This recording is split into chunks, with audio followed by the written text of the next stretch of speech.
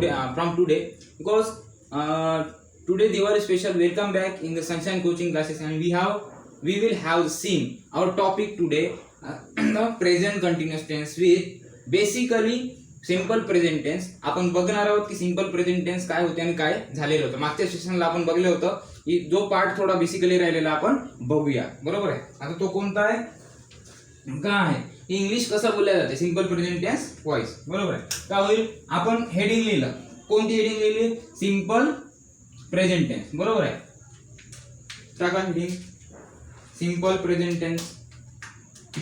ठीक आहे. का लिहिलं बेटा, सिंपल प्रेझेंट टेन्स. का लिहिले तर सिंपल प्रेझेंट टेन्स. चला बोलत चला तुम्ही, कारण बोललं नाही तर रिस्पॉन्स भेटेल का नाही. Okay, so simple present tense. हा look here, simple present tense. Simple म्हणजे साधा, सिंपल म्हणजे साधा, प्रेझेंट म्हणजे वर्तमान, टेन्स म्हणजे काळ, म्हणजे साधा वर्तमान काळ म्हणजे सिंपल प्रेझेंट टेन्स. समजलं का. अरे सिंपल म्हणजे साधा ना, प्रेझेंट म्हणजे वर्तमान आणि टेन्स म्हणजे काळ म्हणजे साधा वर्तमान काळ. समजलं. आता बेटा याचा स्ट्रक्चर कोणता, बेटा स्ट्रक्चर कोणता आहे, सब्जेक्ट प्लस V1 और V5 प्लस अदर. हा बरोबर आहे. Subject plus V1 plus other word plus काय V1 और V5 प्लस. अच्छा, सब्जेक्ट प्लस V1 और V5 plus other word. Okay. हा, तर याचा स्ट्रक्चर कोणता आहे, हा एकदा सांगू आपण स्ट्रक्चर कोणता याचा. हा, सब्जेक्ट प्लस V1 और V5 प्लस अदर वर्ड. हा का ना आपला स्ट्रक्चर आहे ना, हा आपला स्ट्रक्चर आहे. बरोबर आहे. स्ट्रक्चर आहे, मी समोर काहीच नाही म्हटलं, स्ट्रक्चर आहे. पण का करायचं आहे, सर सांगेल तेव्हा माहिती होईल ना. आता मी काय करणार आहोत, सर एकच सांगणार आहोत, एकच. बरोबर आहे. सर एकच सांगतो आहे की याला ट्रान्सलेट कसं करायचं, how to translate from your native language to in the English. बरोबर आहे. इज इट ट्रू और not. Okay, am I saying, is it true or not? Am I saying as very well to understand how to convert from your native language to English? Okay, is it true or not? Okay, you can understand me. Okay, let's go with me and I continue. Okay, का होईल याच्यामध्ये translate करायचं आहे ना, तर मला आठवा लागेल. कारण कोण सांगणार आहे, मी. बरोबर आहे. आता सांगतो कसा, डिपेंड आपल्याला पाहिजे बेटा. बरोबर आहे. आता सिंटॅक्स का म्हणते, सिंटॅक्स का म्हणते, वारंवार सिंटॅक्स आपला डाव सोडला का. लोक सिंटॅक्स नाही म्हणणार, लोक सिंटॅक्स डायरेक्ट शिकवतच नाहीत. बरोबर आहे. पण मी शिकवतो, कारण सिंटॅक्स नियमानुसार मी जातो. बरोबर आहे. अ डीलिंग, बरोबर आहे, a dealing with the structure of sentence. ठीक आहे. A dealing with structure of sentence, a dealing with structure of sentence. याचा मिनिंग काय होते बेटा, की एखादी सेंटेन्स काय होत आहे, एखादी सेंटेन्स एका स्ट्रक्चर सोबत डील करते आणि दुसरा स्ट्रक्चर दुसऱ्या सेंटेन्स सोबत डील करते. म्हणजे स्ट्रक्चर आहे म्हणजे सेंटेन्स बनेल आणि सेंटेन्स आहे म्हणून स्ट्रक्चर आहे. बरोबर आहे. समजलं याचा अर्थ म्हणून सिंटॅक्स. आता अरे सर तर सांगितले होते, बरोबर आहे. अरे पण आपल्याला मराठीतून, आपली मदर टंग कोणती आहे, मराठी आहे. आपली मदर टंग कोणती आहे, मराठी. हा ठीक आहे. आता मदर टेरेसा नाही, मदर टेरेसा होऊन गेल्या, पण मदर तिचाही नाव होता आणि मदर टंग आहे आपली. भारत माता की जय म्हटल्यावर इथे नॅशनल लँग्वेज कोणती आहे, ते हिंदी. पण महाराष्ट्रीयन मदर टंग कोणती, आपली मराठी. चला बघूया आपण विषय कोणता. बरोबर आहे. तसंच जेव्हा आपण आपल्याला सिंपल प्रेझेंट टेन्स मध्ये how to translate from your native language to the English. Okay, it will be very essential in your study how to translate from your native language. Okay, how to translate your native language. So look it. हा, पहिले आपल्याला काय माहित पाहिजे, translate करायचं राहिलं काय माहित पाहिजे बेटा, पहिले काय माहित पाहिजे, सिंपल्स आहे, जसा मी सांगतो तसा आहे. बरोबर आहे. आता तुम्हाला माहिती आहे का, नाही माहिती. जेव्हा मी तुम्हाला सांगेन तेव्हा माहित होईल. बरोबर आहे. प्रश्न आहे ना, बरोबर आहे, तर उत्तर तुम्हाला भेटेल. ओके, तर बघूया आपण काय आहे. ठीक आहे. तर हा बेटा सिंपल प्रेझेंट टेन्सचा स्ट्रक्चर आहे. समजलं का, कोणता स्ट्रक्चर आहे हा, सिंपल प्रेझेंट टेन्सचा. फक्त लुक इट. पाहतच राहा, एका झटक्यात नाही ट्रान्सलेट होईल तर माझं नव्हतं. ट्रान्सलेट कसा करायचा, माझ्याकडे 2 मजेदार टेक्निक आहे, दुनियामध्ये कोणतेही टेक्निक नसतील. अशी जे प्रोसेस आहे की इंग्लिश मध्ये ट्रान्सलेट, तुमची मल्याळम लँग्वेज असेल, तेलुगू असेल, हिंदी असेल, मराठी असेल, तुमची नेटिव्ह लँग्वेज कोणती राहू द्या, तुमची नेटिव्ह लँग्वेज कोणती राहू द्या, तुम्हाला ट्रान्सलेट करताच येईल. ते माझ्याकडे प्रोसेस आहे. ते 2 मेथड 100% जरी वापरले, कोणतेही वापरा, उत्तर एकच भेटेल ना. चला आता कोणती आहे का, आपण म्हणताय सुरू झालेलंच नाही, आधी बेसिकच कम्प्लीट करावं लागते. बरोबर आहे. म्हणजे सिंपल प्रेझेंट टेन्सचा बेसिक कोणता आहे की आपल्याला स्ट्रक्चर माहित झालं आहे, निगेटिव्ह आणि पॉझिटिव्ह. बरोबर आहे. आता हा पॉझिटिव्ह आहे की निगेटिव्ह आहे? पॉझिटिव्ह. म्हणजे आपल्याला पहिले निगेटिव्ह सेंटेन्स शिकायला गेले, पॉझिटिव्ह. कारण आपण इंग्लिश बोलताना हो नाही म्हणतो. बरोबर आहे. आपण इंग्लिश बोलताना हो नाही म्हणतो, पण तो सेंटेन्स म्हणते इंग्लिश मध्ये. हा okay, I will not use this device. Okay, I will use this device. Okay, म्हणजे हा सेंटेन्स झाला. Okay, I don't eat a mango, I eat a mango. म्हणजे एक अफर्मेटिव्ह आणि नेगेटिव्ह, म्हणजे एक पॉझिटिव्ह आणि दुसरा निगेटिव्ह. बरोबर आहे. आता अशा अर्थानं जर आपल्याला दोन्ही एकच लँग्वेज आपली मदर टंग हो किंवा नाही म्हणतो, तसंच इंग्लिश मध्ये हो किंवा नाही म्हणतो. बरोबर आहे. तर हो किंवा नाही म्हणताना आपल्याला काय होते की जवळपास दोनही आपल्याला शिकावं लागेल. म्हणजे पॉझिटिव्ह टू निगेटिव्ह म्हणजे दोनही शिकावं लागेल. बरोबर आहे. म्हणजे these are 2 points how to convert into positive and how to convert into negative. Okay, आता बघूया आपण काय होत आहे की सिंपल प्रेझेंट टेन्स मध्ये स्ट्रक्चर कोणता आहे, सब्जेक्ट प्लस V1 और V5 plus other word. Okay, पण आपल्याला इंग्लिश मध्ये ट्रान्सलेट करायचं तर काय माहित पाहिजे, पहिल्यांदा इंग्लिशचा मेनवाला स्ट्रक्चर कोणता आहे, इंग्लिशचा मेनवाला स्ट्रक्चर तो माहित पाहिजे. बरोबर आहे. आता तो कुठे गेला, इंग्लिशचा स्ट्रक्चर कोणता बेटा, subject plus verb plus other word आहे. हा, आता इंग्लिशचा स्ट्रक्चर भेटला सर. बरोबर आहे. हा, चला एखादी मराठी सेंटेन्स असेल है ना, जसा आहे मी आंबा खातो, फुल स्टॉप आला आहे ना, मी आंबा खातो, मी आंबा खातो, मी आंबा खातो. बरोबर आहे. पण हा सेम आपल्या मदर टंग मराठीमध्ये आहे ना बेटा. बरोबर. मराठी तर बिलकुल 100% आपल्याला येतो, पण इंग्लिश नाही येत, तेव्हा ट्रान्सलेट करावंच लागेल. बरोबर आहे. बरोबर आहे. तेव्हा ट्रान्सलेट करावंच लागेल, हो ना, ट्रान्सलेट करावं लागेल. पण कसं आता तुम्हाला इंग्लिश मध्ये माहिती आहे तुमचं structure subject plus verb plus other word.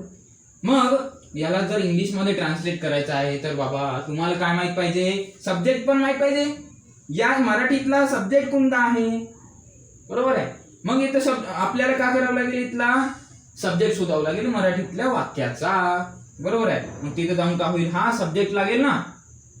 बरोबर आहे. सब्जेक्ट आपल्याला माहित नाही, शिकवलं का मराठीतल्या वाक्यातला सब्जेक्ट ओळखायचा कसं नाही ना. म्हणून म्हणतो की जर आपली नेटिव्ह लँग्वेज जर समजली तरीच इंग्लिश समजते आहे ना. म्हणजे वोकॅब्युलरीचे जेवढे जास्त वर्ड आहेत तेवढे जर आपल्याला समजले तर काय होईल, तेवढंच आपलं काय होईल, इंग्लिश पक्का होईल ना. असं विदाउट याच्यानं जर असं केलं तर होणार आहे का. हा सेंटेन्स मी आंबा खातो आहे. आता मला सांगा मी आंबा खातो, सिंपल आहे. या सेंटेन्सला इंग्लिश मध्ये ट्रान्सलेट करायचं का करावं लागेल, इंग्लिशचा स्ट्रक्चर कोणता बेटा, subject plus verb plus other word. बरोबर आहे. म्हणजे इंग्लिश मध्ये ट्रान्सलेट करताना बरोबर आहे पहिले काय माहित पाहिजे, सब्जेक्ट, मग वर्ब, मग अदर वर्ड. मग आता मला सांगा की ज्या सेंटेन्स मध्ये, ज्या मराठीच्या सेंटेन्स मध्ये वाक्यामध्ये त्याचा सब्जेक्ट कोणता आहे, वर्ड कोणता आहे, अदर वर्ड कोणता आहे, हे ओळखल्याशिवाय आपण कसं करू शकतो इंग्लिश मध्ये ट्रान्सलेट, होऊ शकते का, नाही शकत. कारण त्याचाही मग आपल्याला काय करावं लागेल, इंग्लिशचा स्ट्रक्चर माहित झाला, मग आपल्याला मराठीचा पण स्ट्रक्चर माहित करावं लागेल ना. बरोबर आहे. आता बघू मराठीच्या सेंटेन्सला बघू. बरोबर आहे. मी म्हणजे का, बघा एक गोष्ट नोटीस करून ठेवा. बरोबर आहे. आपण मराठीचा ग्रॅमर शिकत आहोत, इंग्लिशचा नाही. म्हणजे मराठीचा जर ग्रॅमर येईल तर व्यवस्थित इंग्लिशचा येईल. बरोबर आहे. म्हणून नेटिव्ह लँग्वेज समजल्याशिवाय काय होईल, येतं येईल का, नाही होणार. बरोबर आहे. नेटिव्ह लँग्वेज जर समजेल, नेटिव्ह लँग्वेज आपली मदर टंग होऊन द्या मराठी, मराठीतला एक एक शब्दाचा जर अर्थ इंग्लिश मध्येच माहित असेल तेव्हा जाऊन काय होते बेटा, ट्रान्सलेट होते. होईल, लक्षात होईल. पण मीचा अर्थ काय होते बेटा, मी म्हणजे ठीक आहे, मी म्हणजे काय होते ते नंतरचा प्रोसेस आहे. पण आपल्याला जर ट्रान्सलेट करायचं आहे तर मराठीचा स्ट्रक्चर माहित पाहिजे ना, आहे की नाही. पण याच्यामध्ये आता कोण कार्य करताय, कोण क्रिया करताय, म्हणजे आपल्याला पहिले मराठीचा ग्रामर शिकायला लागेल. मग मराठीच नाही तर आपल्याला मग इंग्लिश का बरं बोलतो आपण, फॉरेनर तर नाही म्हणून आपण डायरेक्टली फॉरेनर आहो इंग्लंड मध्ये, चला शिकून घ्यावं, बरोबर आहे ना. पण विषय कसा आहे, मराठीचा अर्थ ना आता घडी आली समोर, आहे नाही, आता घडी आली. पण मराठी शिकल्याशिवाय इंग्लिश येईल का, नाही. तर मराठीचे पूर्ण वर्ड्स, त्याचा मिनिंग, त्याचा समजून घेऊन बेसिकली त्याला कन्वर्ट करून त्या शब्दाचा इंग्लिश मध्ये ट्रान्सलेट करून शब्द प्रत्येक वर्ड माहित पाहिजे, तेव्हा कुठे जाऊन इंग्लिश बोलता येते. साधारणतः गोष्ट आहे इंग्लिश बोलणे, साधारणतः असा इंटरेस्ट ठेवून माणसाने केलं ना, साधारणतः आवड 100% कंटिन्यू मध्ये प्रोसेस पाहिजे, डेली आहे ना. तर हा स्ट्रक्चर आपला हा इंग्लिशचा स्ट्रक्चर आहे, बरोबर आहे. म्हणून इंग्लिश सोपी आहे, ओके. आणि मराठी कठीण आहे, ठीक आहे. आपल्याला इंग्लिश काऊन कठीण वाटते, एक क्वेश्चन आहे, इंग्लिश काऊन कठीण वाटते आपल्याला, की आपल्याला पहिले मराठी येतच नाही, आहे ना. मराठीतच नाही येत आहे, म्हणून साधी काय ना, मग आपल्याला काय शिकायला लागत आहे, इथं का शिकायला लागत आहे, आधी मराठी भाग पडला. कोणी जरा हा कन्सेप्ट शिकवला, डायरेक्ट इंग्लिश ग्रामर शिकवला असता. पण आपल्याला बोलायचं इंग्लिश, हो ना. सर म्हटले होते स्पोकन इंग्लिश क्लास देताना, पण माझी स्पोकन इंग्लिश क्लास घ्यायची पद्धत अलग आहे. दुसरे का करतात ते मला नाही. मी पोरांना माझा रिझल्ट दिला, पोराला 100% मी त्याला बॅकग्राऊंड बड्या प्रोफेशनल इंग्लिश बोलण्यामध्ये काम करीन, मी माझी हमी देईन. I will guarantee to speak English from me in higher language, in accent, foreign accent. Don't forget and don't fear from anyone. Again speak English with me and another person, look it, okay. आता याच्यामध्ये मी आंबा खातो, sir एका सेंटेन्सला एवढा वेळ लावता का, करा ना ट्रान्सलेट स्पीड मध्ये, होते का. अरे हाच नाही समजला, बाकी का समजणार आहे तुम्हाला. असेच जर करून घेतलं असतं साधारणतः आहे का, आपल्याला लँग्वेजेस नाही समजत आहे, लोक का करतात असे समजतात. आता विषय कसा बेटा, आपल्याला पहिले लँग्वेजला समजावं लागेल. आता मी म्हणजे का ते समजतेच आहे, पण क्रिया कुठे सुरू आहे वर पाहायला लागेल ना आपल्याला. आणि क्रिया करणेवाला कोण आहे, सब्जेक्ट तर पाहायला लागेल ना. आणि क्रिया कोणावर सुरू आहे, कोणत्या वस्तू सुरू आहे, तेव्हा तर अदरवर्ड पाहायला लागेल ना. तेव्हा जाऊन का होईल बेटा, इंग्लिशचा स्ट्रक्चर होईल. बरोबर म्हटलं, 100% क्लिअर आहे, डोळ्या समोर आहे, ओके. तर बघूया आता याच्यामध्ये बेटा सब्जेक्ट कोणता आहे. सब्जेक्ट मध्ये काय होते, आपण मराठीत वापस येत आहोत. आपल्याला मराठी शिकायचं आहे, पहिल्यांदा आपल्याला काय शिकायचं आहे, मराठी शिकायचं आहे आपल्याला, बरोबर आहे. आपल्याला मराठी शिकायचं आहे पहिल्यांदा, मगच काय होता, इंग्लिश होता. म्हणून म्हणता ना, मराठी शिकल्याशिवाय तुम्हाला येतच नाही, कारण तुमची इंग्लिशच स्ट्रॉंग नाही, म्हणजे मराठी स्ट्रॉंग नाही, आहे ना. मग बघूया आपल्याला काय माहित पाहिजे, सब्जेक्ट. आता सब्जेक्ट म्हणजे का, विषय नाही. सब्जेक्ट हा जो वर्ड आहे त्याचे अनेक मिनिंग आहेत. सब्जेक्ट म्हणजे का, कर्ता. आता कर्ता रे बाबा, आता कर्ता म्हणजे सब्जेक्ट आहे ना. कर्ता म्हणजे सब्जेक्ट, कर्ता म्हणजे का, सब्जेक्ट. आता कर्ता म्हणजे सब्जेक्ट, करत कोण आहे, क्रिया, त्याला सब्जेक्ट म्हणजे डूअर म्हणतात. समजलं है ना. मराठी कठीण जात आहे, मला सुद्धा कठीण जाते मराठी, पण कंट्रोल करायला लागते, ओके. भाग आहे, मला शिकवायला लागते. I am a trainer of English subject, I am not a teacher, but my post is English teacher, okay. That satisfaction for me, but I have the ability to train you, okay, to look it. आता मला पहा, मला सांगा याच्यामध्ये की subject कोणता आहे. याच्यामध्ये पहिले आपल्याला का करावं लागेल, सिंपल सांगू का, आपल्याला जर ट्रान्सलेट करावं लागेल, का करावं लागेल, पहिल्यांदा ट्रान्सलेट करायसाठी का करावं लागेल, आपल्याला पहिल्यांदा काय माहित पाहिजे, इंग्लिशचा स्ट्रक्चर माहित पाहिजे. सिंपल प्रेझेंट टेन्सचा आपण डायरेक्ट घेऊ शकत नाही, बरोबर आहे. पण विषय कोणता होता, सिंपल प्रेझेंट टेन्स मध्ये मग ट्रान्सलेट कसं करायचा, म्हणजे इंग्लिशचा स्ट्रक्चर माहित करून, इंग्लिशचा स्ट्रक्चर माहित करून मराठीच्या सेंटेन्सचा स्ट्रक्चर माहित करा. मराठीच्या सेंटेन्सचा स्ट्रक्चर माहित केल्याच्या नंतर त्याला प्रत्येक वर्डला सब्जेक्ट कोणता आहे, वर्ब कोणता आहे, अदर वर्ड कोणता आहे, मग हे माहित केल्याच्या नंतर सिंपल प्रेझेंट टेन्स मध्ये तो कन्वर्ट होईल. समजलं, बेसिकली आहे. हा जर प्रोसेस समजला तर बाकीचे मग इझिली आहे. पहिल्यांदाच तुम्हाला समजत नाही किंवा समजत आहे इझिली, बरोबर आहे. टेक्निक समजत आहे. Any confuse? Any confuse? No. So is it true? I said you. Is it easy technique to understand how to convert and how to translate from Marathi to English? Okay? Okay, continue with me. आता सरळ मुद्दा आहे, मुद्द्यावर येतो मी. आपण काय घेतलं बेटा? इंग्लिशचा स्ट्रक्चर भेटला. कशासाठी? कारण आपल्याला ट्रान्सलेट करायचं आहे. समजला? आपल्याला आपण मराठीचा स्ट्रक्चर घेतला नाही. मराठीचं सरळ सरळ वाक्य, मी आंबा खातो. मी आंबा खातो. तू आंबा खातेस. तू आंबा खातो. ती आंबा खाते. तो आंबा खाते. ते आंबा खाते. रामा आंबा खाते. रामा इथे. जेवढे पण मराठीचे स्ट्रक्चर आहेत, बरोबर आहे, जेवढे पण मराठीचे सेंटेन्स आहेत, कोणताही सेंटेन्स येऊ दुनियामध्ये कोणताही सेंटेन्स येऊ, कोणताही सेंटेन्सला जर ट्रान्सलेट करायचं पहिल्यांदा, तर मराठीचा स्ट्रक्चर आपल्याला काय माहित करावं लागेल? काय माहित करावं? मराठीचा स्ट्रक्चर माहित करावं लागेल, बरोबर आहे. मग इंग्लिशला ट्रान्सलेट करता येते. आता ट्रान्सलेट कसं करायचं दादा? पहा की याच्यामध्ये मी आंबा खातो आहे. आता मी आंबा खातो, आता इथं क्रिया कोण करत आहे? पहा, आता आपला हा मराठीचा सेंटेन्स आहे. ओके, मराठीचा सेंटेन्स आहे. चला मानून घेऊ की इंग्लिशच्या स्ट्रक्चर मध्ये जर ट्रान्सलेट करायचं मराठीच्या सेंटेन्सला इंग्लिश मध्ये बनवायचं आहे, तर काय करावं लागेल? इंग्लिशच्या स्ट्रक्चर सोबत आपल्याला लेनदेन करावं लागेल, बरोबर आहे. इंग्लिशच्या स्ट्रक्चर सोबत लेनदेन करताना पहिला काय मागत आहे तिथं? कन्वर्ट करताना सब्जेक्ट. आणि इथं सब्जेक्ट कोणता आहे? क्रिया कोण करत आहे? का कोण करत आहे? आपल्याला माहित आहे का? बरोबर आहे. इथं कोण क्रिया करत आहे? मी म्हणजे स्वतः क्रिया करत आहे. कोणती क्रिया करत आहे?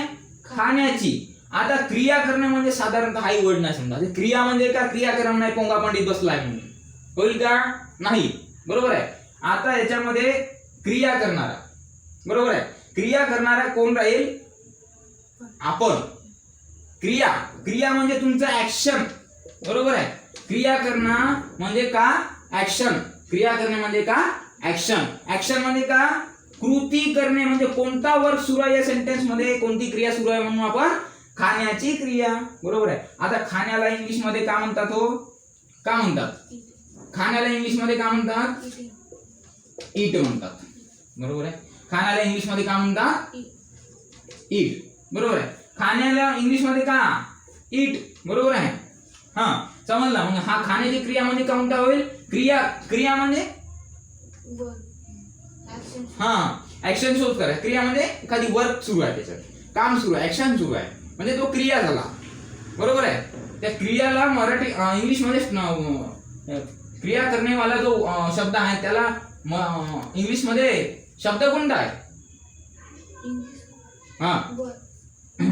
हा आता मला सांग, मी सेंटेन्स बोलताय, मी आंबा खातो. मी स्वतः क्रिया करत आहे. मी स्वतः क्रिया करतो, मी स्वतः विषय, मी करणार आहोत, म्हणून मी का म्हणेन? पहिल्यांदा सब्जेक्ट. का होईल? पहिल्यांदा सब्जेक्ट म्हणजे करता.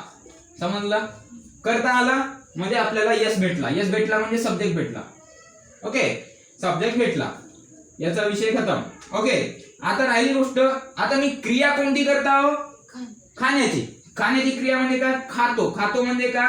खाण्याला इंग्लिश मध्ये शब्द कोणता आहे? ईट. मग मानून चालू, क्रिया करणे म्हणजे ऍक्शन करणे, ऍक्शन शोध करणे. ओके, वर्क करणे, काहीतरी वर्क, ते काम काहीतरी चालू आहे.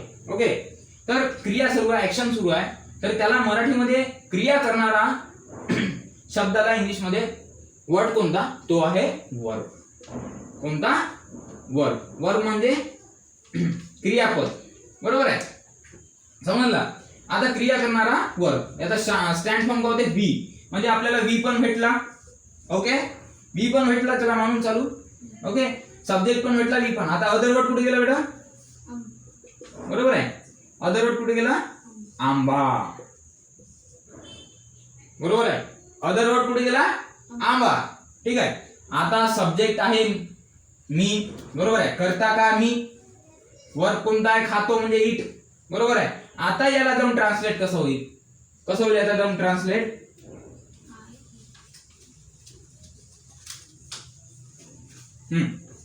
तेव्हा का करावं लागेल आपल्याला? मी आंबा खातो. हा, का होईल? मी आंबा खातो. ओके, मी आंबा खातो. आता आपल्याला पहिले स्ट्रक्चर कोणता माहित करायला पाहिजे? इंग्लिशचा मेन वाला स्ट्रक्चर कोणता बेटा? Subject plus verb plus other word झाला माहित आपल्याला. ओके, हो ना. मग हा काय बेटा? सब्जेक्ट. आणि हा काय बेटा? Other word. आणि हा वर्ब. आता पहा मराठीचं स्ट्रक्चर का म्हणते? की पहिले सब्जेक्ट तर कायमच आहे, दुसरा काय आहे? Other word. इकडे काय बेटा? वर्ब. फरक राहते आहे ना. जसा इंग्लिशचा स्ट्रक्चर आहे सेम आहे का इंग्लिशचा? नाही, मराठीचा नाही. फरक आहे कारण subject plus verb plus other word. Subject आहे स्टार्टिंगला, वर्ब आहे त्याच्यानंतर, अदर वर्ड आहे तो झाला इंग्लिशचा. बरोबर आहे. मग इथे मराठी आहे. मराठीचा पहिले स्टार्टिंगला सब्जेक्ट कॉमन आहे. सब्जेक्ट कॉमन पहिले फर्स्टली राहतेच. ओके, आणि त्याच्या देन नंतर अदर वर्ड कुठं आहे? मराठी स्ट्रक्चर मध्ये. पण अदर वर्ड कुठं आहे? इंग्लिशच्या स्ट्रक्चर मध्ये लास्ट एंडिंगला आहे. आणि त्याच्यानंतर एंडिंगला काय आहे? वर्ब. म्हणजे मराठीचा स्ट्रक्चर अलग आणि इंग्लिशचा स्ट्रक्चर अलग. आता सर कशासाठी काढले? विषय कोणता आहे? मराठीचा स्ट्रक्चर आहे, त्याला आपले ट्रान्सलेट करणे ना, विषय म्हणून काढला. हो की नाही? तर बघूया आता आपल्याला विषय कसा काय. मराठीचा स्ट्रक्चर आहे सर्व माहित झालं. ओके आहे. सेंटेन्स फुलफिल आहे मराठीचा. आता भाऊ ट्रान्सलेट कसं करायचं ते बघा. मग आपल्याला मला सांगा, अरे ट्रान्सलेट करायचं आता? आता माहिती ट्रान्सलेट करायचं आहे, बरोबर आहे, इंग्लिश मध्ये. पण अरे आपल्याला स्ट्रक्चरच नाही माहित मेन इंग्लिशचा, तर ट्रान्सलेट होईल का? तो कुठे आहे? वरती लिहून आहे. कोणता? Subject plus verb plus other word. मग इथं बेटा सब्जेक्ट कोणता तुमचा? सब्जेक्ट कोणता आहे? मी म्हणजे सब्जेक्टच झाला. बरोबर आहे. मी म्हणजे काय होईल इंग्लिश मध्ये? आय. आला. सब्जेक्ट घेतला आपण. आता वर्ब वापरा म्हणते. हा तुम्ही वापरले, त्याच्यानंतर काय घ्या म्हणते? वर्ब. आता आपल्या मराठीच्या सेंटेन्स मध्ये आपल्याला पाहावं लागेल की वर्ब म्हणजे का? खातो. खाण्याला इंग्लिश मध्ये काय म्हणतात? शब्द माहित पाहिजे ना, बरोबर आहे. शब्द माहिती पाहिजे की नाही? बरोबर आहे. आता खातो म्हणजे इट. इट म्हणजे काय होते? खाणे. म्हणजे तो वर्ब झाला. आता काय होईल इथं? इट वापरला आपण. तोही कन्फर्म करायला लागते का आपण खातो म्हटलं तर त्याचा खाण्याला इंग्लिश मध्ये शब्द कोणता आहे? इट. पण तो V1 आहे का V3 आहे का V5 आहे? V2 V1 आहे की V3 आहे का V4 आहे का V5 हे पण चेक करायला लागते. कारण सब्जेक्ट जर सिंग्युलर असेल तर येणारा वर्ब कसा राहील? सिंग्युलर. पण सब्जेक्ट कसा आहे? प्लुरल आहे, तर येणारा वर्ब कसा आला बेटा? V1 म्हणजे प्लुरल आहे. म्हणजे दोघांचा सेन्स कसा आहे? सिमिलर आहे. तुला म्हणून सांगाल आईट मी खातो का? आंबा. एक आंबा. ठीक आहे. मँगो. बरोबर आहे. का होईल? मँगो. पण आता मँगो आता हा मँगो कॉमन नाव नाही की नाही? काउंटेबल नाव नाही, तर आर्टिकल वापराच लागेल. तेव्हा काय होईल? याचा ए होईल. म्हणून हा ए कसा आला? कारण काउंटेबल नाउन आणि कॉमन नाउन काउंटिंग होतात. म्हणून काउंटेबल नाउन असल्यामुळे याच्या आपण समोर का लावला? ए आर्टिकल लावला. वॉवेल्स असतात तर अन लागला असता. A and. बरोबर आहे. त्याला अनही म्हणता येते 10% आणि 90% काय म्हणता येते बेटा? अनही म्हणता येते. बरोबर आहे. तर काय होईल येतं? काय होईल? ए आय ईट ए मँगो. बरोबर आहे. आता अजून एकदा रिपीट करू. झालं कसं? काय घेतला होता आपण? इंग्लिशचा स्ट्रक्चर फर्स्ट स्टेप. बरोबर आहे. इंग्लिशचा स्ट्रक्चर समजला. काय घेतला होता आपण? इंग्लिशचा स्ट्रक्चर. बरोबर आहे. त्याच्यामध्ये आपण काय पाहिलं? Subject plus verb plus other word. बरोबर आहे. Subject plus verb plus other word घेतला होता. बरोबर आहे ना. मग त्याच्यामध्ये काय झालेला होता? आपण मराठीचा स्ट्रक्चर घेतला. Subject plus other word plus verb घेतला होता.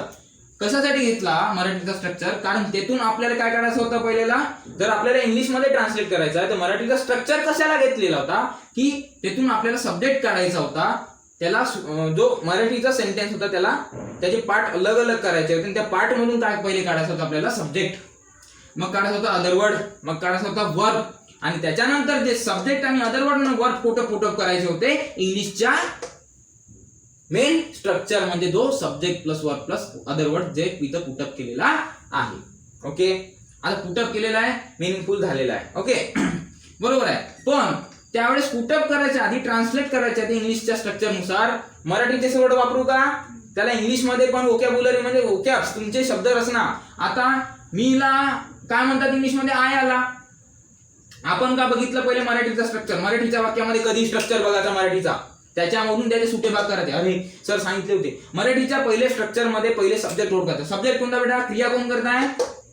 मी, स्वतः क्रिया. पण कोणती क्रिया? खाण्याची. आता मी क्रिया करता म्हणजे सब्जेक्ट करता, समजला? आणि खाण्याची क्रिया कोण करताय? मी, समजला? आता हा झाला वर्ब, हा झाला सब्जेक्ट आणि अदर वर्ड कोणत्या वस्तूवर होत आहे क्रिया? आंब्यावर. बरोबर आहे. म्हणजे सब्जेक्ट भेटला आपल्याला, अदर वर्ड भेटला आणि वर्ब पण भेटला. बरोबर आहे.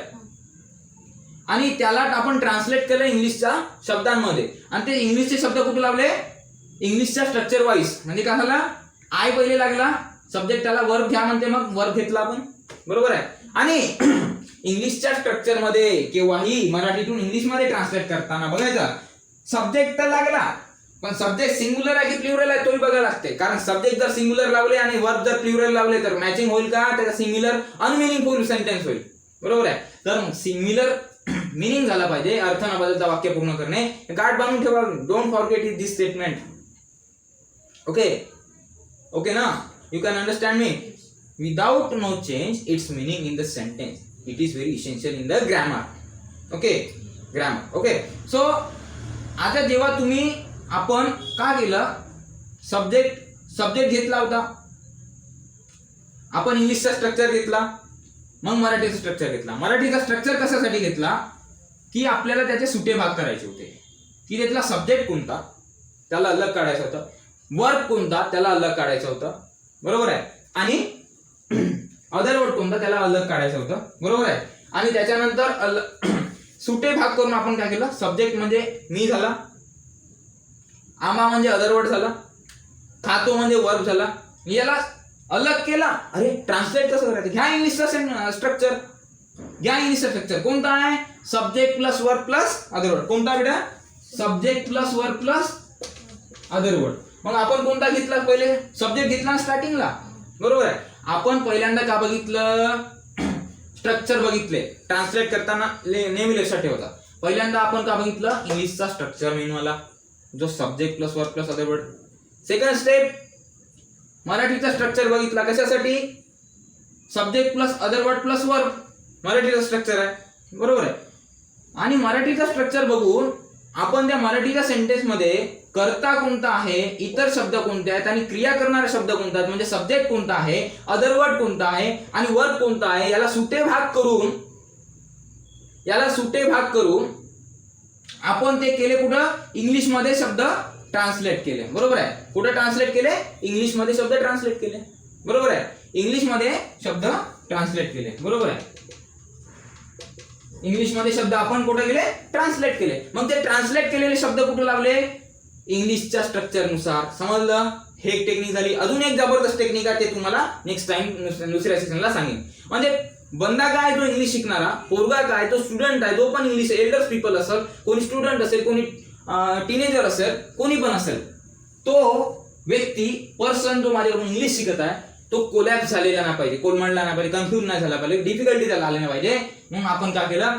हे तर पहिली टेक्निक सांगली, दुसरी पण टेक्निक सांगणार. बरोबर आहे. हे का होईल? आपण सांगलं, मी मान्य करतो, आपण सांगलं. आपण सांगण्यामध्ये काय केलं? पहिल्यांदा वारंवार तेच सांगत आहे. पहा, इंग्लिशचा स्ट्रक्चर घेतला, त्याच्यानंतर काय केलं? मराठीचा स्ट्रक्चर घेतला. कशासाठी? की मराठीचा जो सेंटेन्स राहते त्याच्यामधून सुटे भाग करण्यासाठी. त्याचे पार्ट्स, अरे कर्ता कोणता आहे, इतर शब्द कोणते आहेत, क्रिया करणारे शब्द कोणता, माहीत असल्याशिवाय आपल्याला ट्रान्सलेट होईल का? बरोबर आहे ना? मग आपण काय केलं? मराठीचा स्ट्रक्चर बघितला बेटा. त्यातून का बघितला आपण? कर्ता कोणता म्हणजे सब्जेक्ट कोणता आहे, अदर वर्ड कोणता आहे आणि वर्ब कोणता आहे बघितला. हो ना? बघितल्याच्या नंतर काय होईल बेटा? का होईल?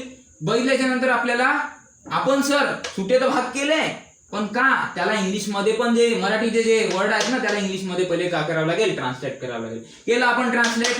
बरोबर आहे. आता मी म्हणजे का? आय केले ना. इंग्लिशचे वर्ड जे होते मराठीचे वर्ड त्याला कुठं गेले, इंग्लिशमध्ये ट्रान्सलेट केले. जे इंग्लिशमध्ये जे वर्ड होते त्याचा कलेक्शन, त्याचा साठा एक ठेवला आपण आणि कोणत्या स्ट्रक्चरनुसार कन्वर्ट केला, इंग्लिशच्या स्ट्रक्चरनुसार. तर पहिल्यांदा काय वापरलं बेटा आपण, आय तर वापरला. पण आय कोणताही सब्जेक्ट वाक्यामध्ये त्याचा सिंग्युलर आहे की प्लुरल आहे, सेन्स बघायचा. सिंग्युलर असेल, जर सब्जेक्ट जर सिंग्युलर तर येणारा वर्ड सिंग्युलर, सब्जेक्ट जर प्लुरल येणारा वर्ड प्लुरल, बरोबर आहे.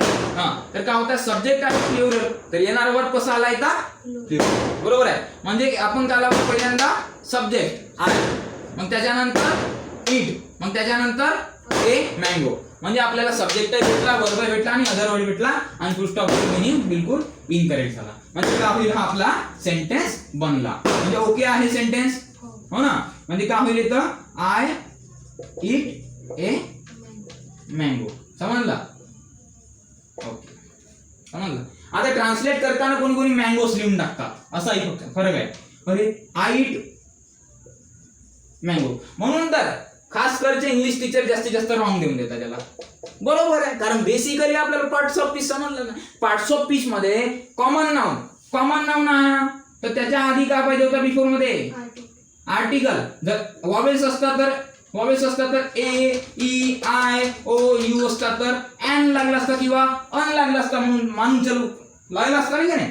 पण याच्यामध्ये कसं आहे, ए ई आय ओ यू सोडून कन्सोनंट आहे, तर ते बेटा त्याच्यानं मँगोच्या आधी का वापरायला लागेल आपल्याला,